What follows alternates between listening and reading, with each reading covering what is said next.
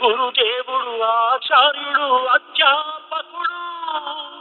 ఉపదేశకుడు teacher ఉపాధ్యాయుడు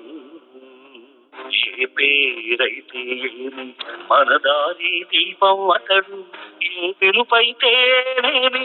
మన భవితకు రూపం అతడు